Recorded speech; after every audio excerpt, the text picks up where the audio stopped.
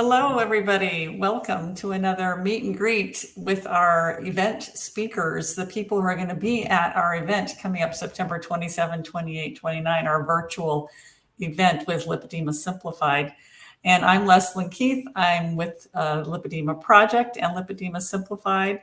And I am lucky enough to be able to introduce to you several of our speakers that are going to be at the event. And so today, I'm so excited to have Michelle Jaqua. She is going to be participating in the event, talking on a panel, talking about the surgical options for lipedema.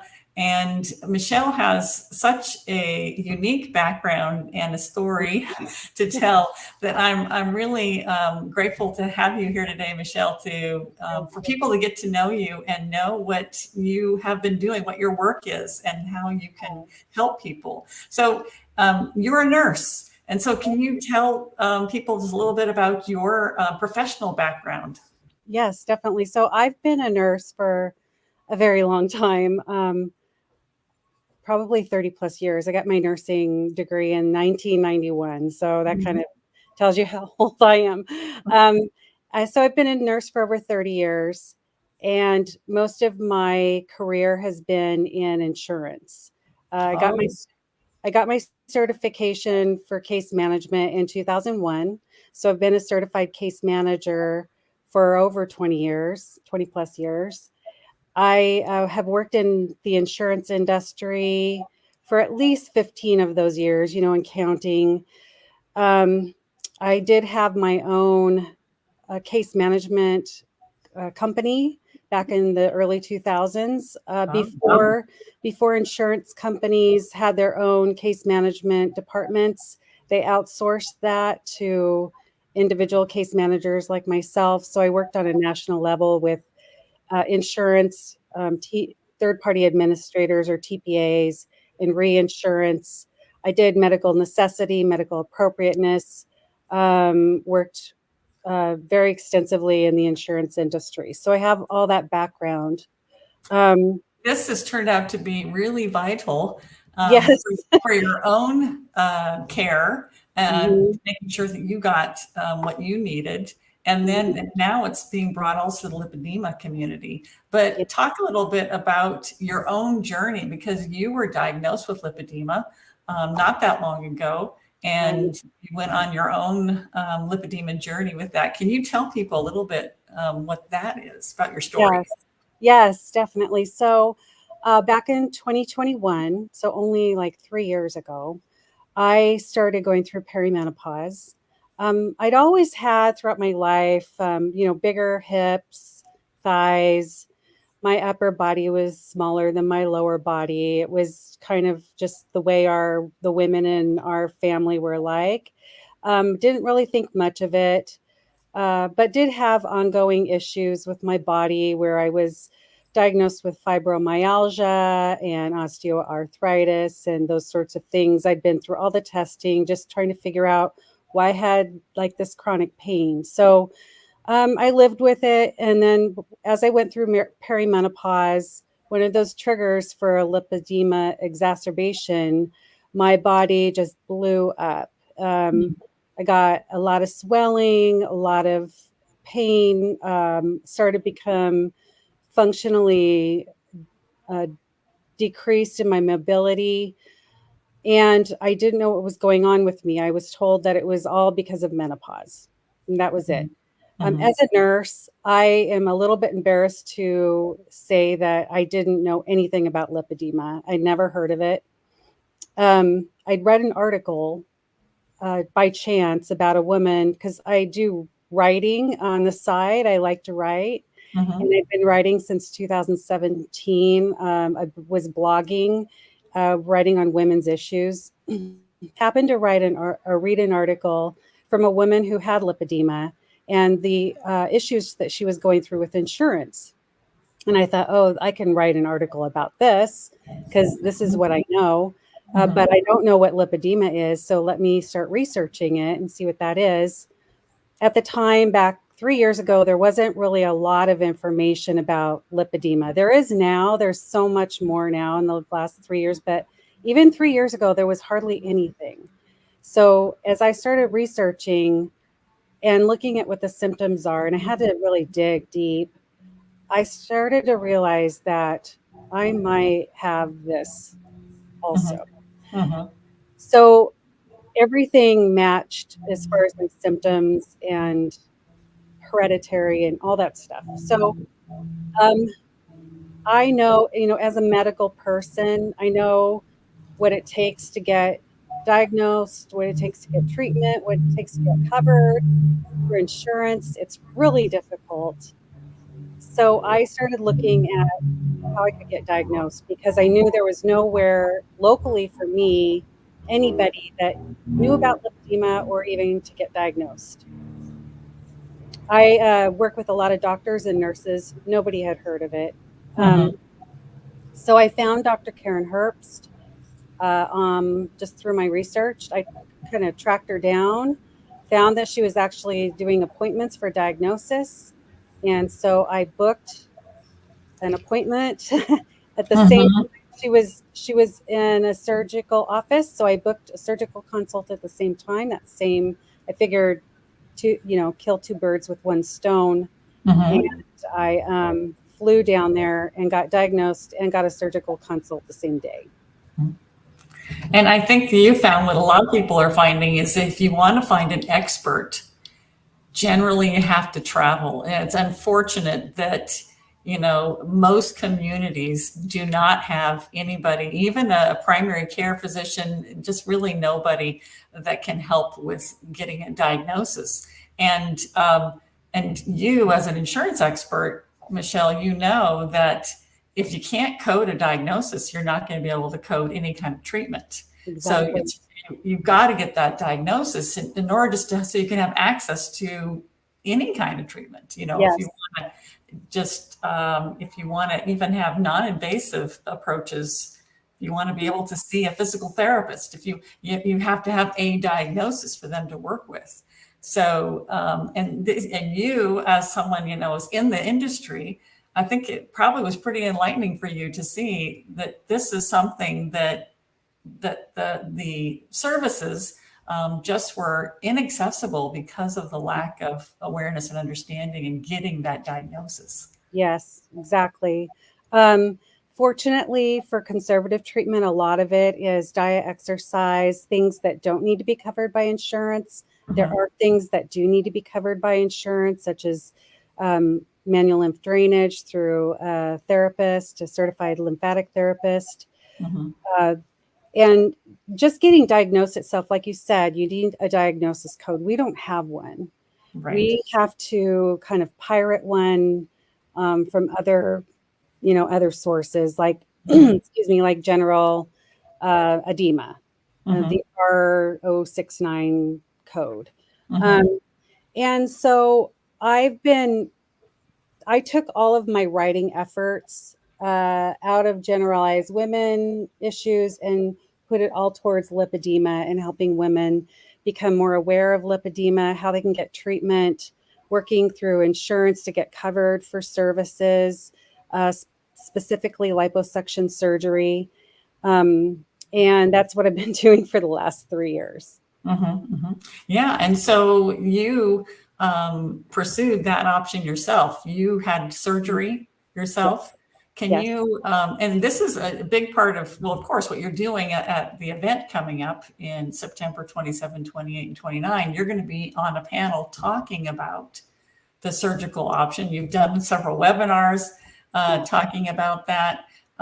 Can you talk about a little bit about, we have such a short time and we can't get all the details, but just in general, what is needed by someone who is interested in pursuing that option for their lipedema? Okay, so I'll just give a quick list, if that's okay. Um, Sure.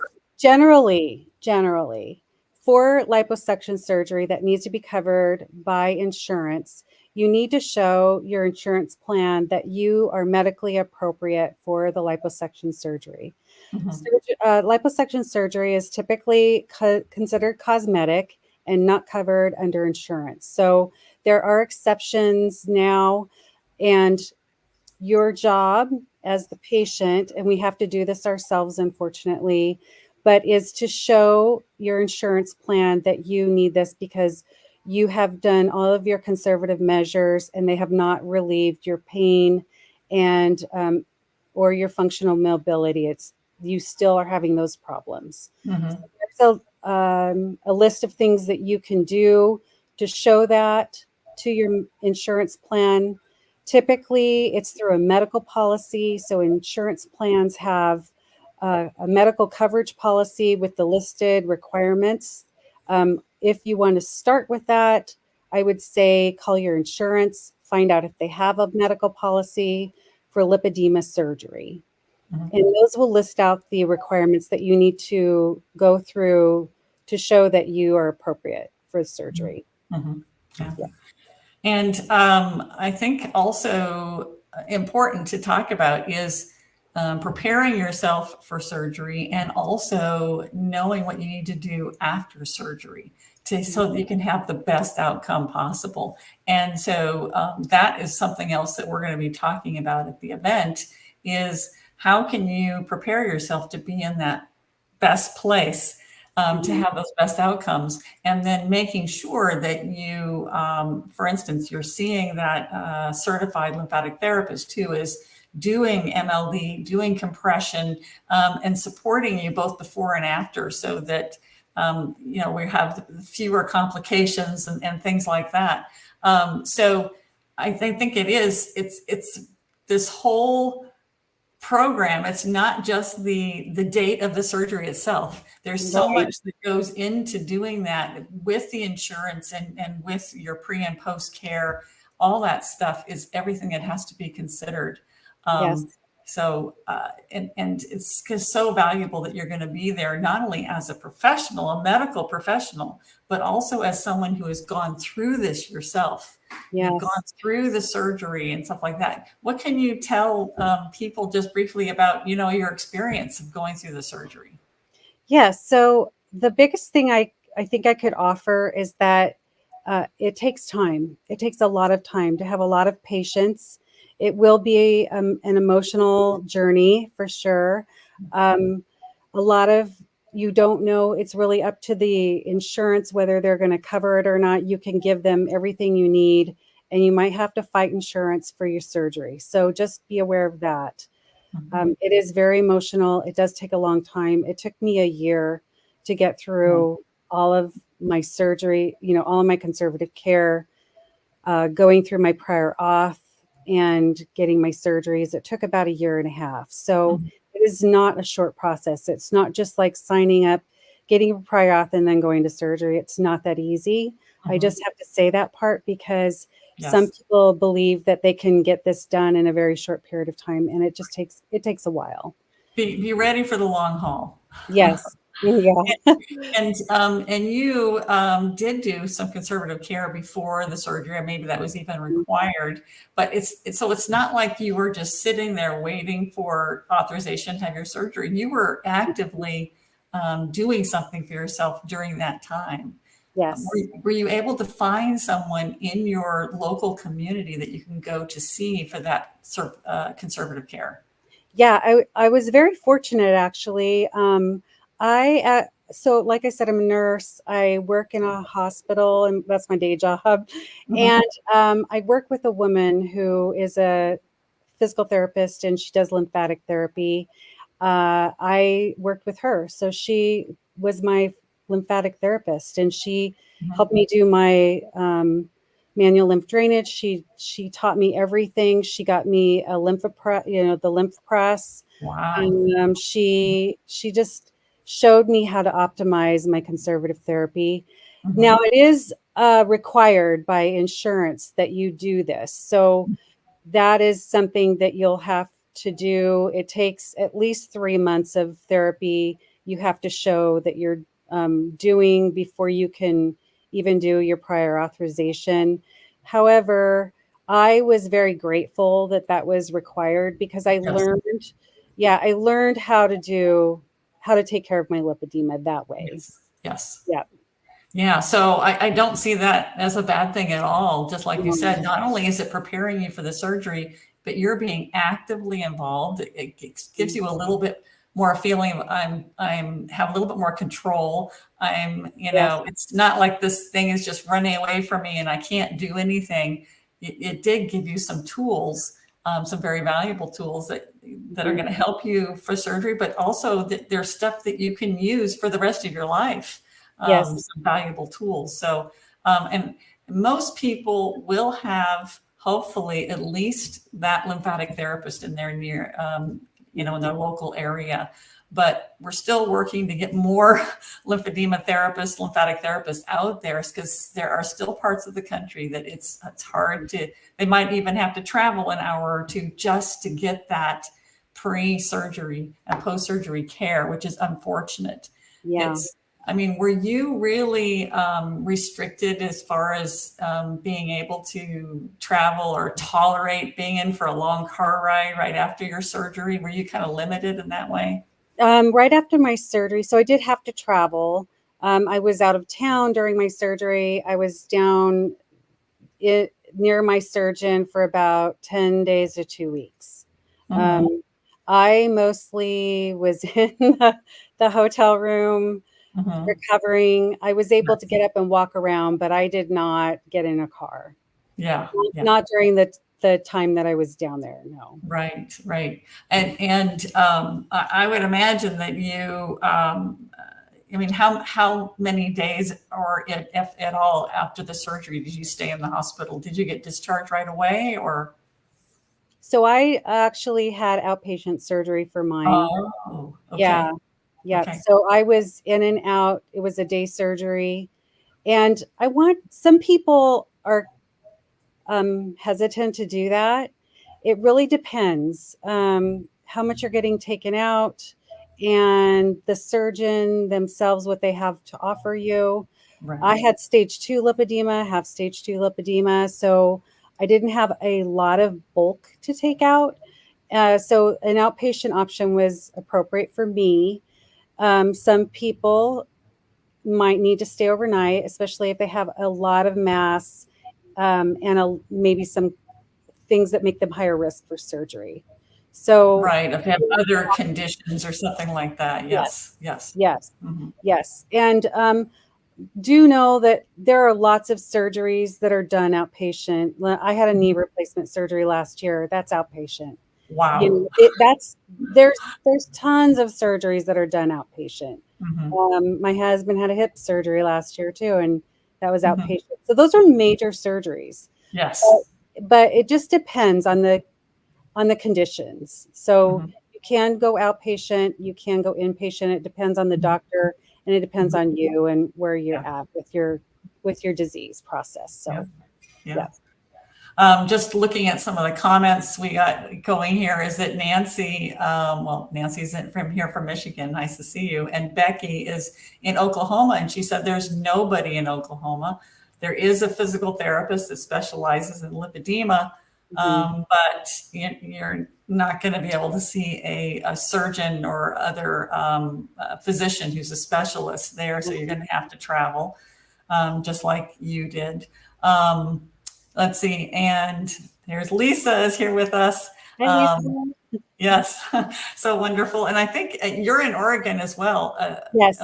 Yes. And so, and even, when you look at, like Portland, Oregon is a pretty big center, a big center for lots of different types of medical care, but Yes. they didn't have a lipedema specialist. They don't have a physician you can go to get diagnosed. So even in that big center, you had to leave the area.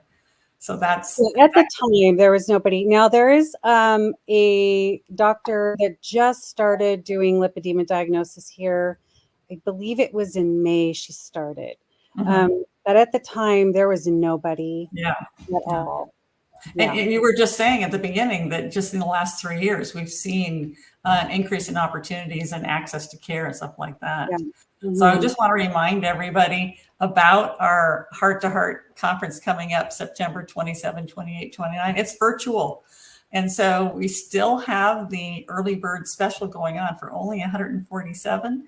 you can get all 3 days jam-packed with information that is, it's good for if you have lipedema, but it's also great for the care provider or the medical professional, because we're talking about the holistic approach, all the things that we can do, including surgery, to help manage your lipedema. So join now, because that early bird special is going to go away. So click on the link below and join us, and you will be there to meet Michelle and all the other speakers, and not just listen to them talk. You are going to be able to talk with each of our, everybody who's involved with our event is going to be able to talk to each other.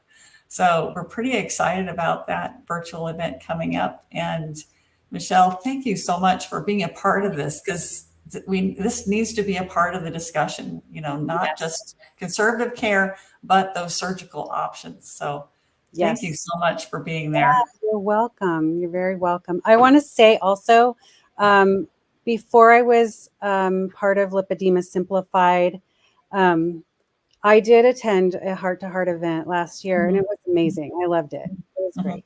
Yeah. Excellent. That's wonderful. Yeah. So sign up now, and we hope to see you there. And Michelle, thanks for talking with us today. And I'm glad for everybody who was here to be able to meet you, and we'll see you soon. Thank you for everybody for being here. Take care. Bye-bye. Bye-bye.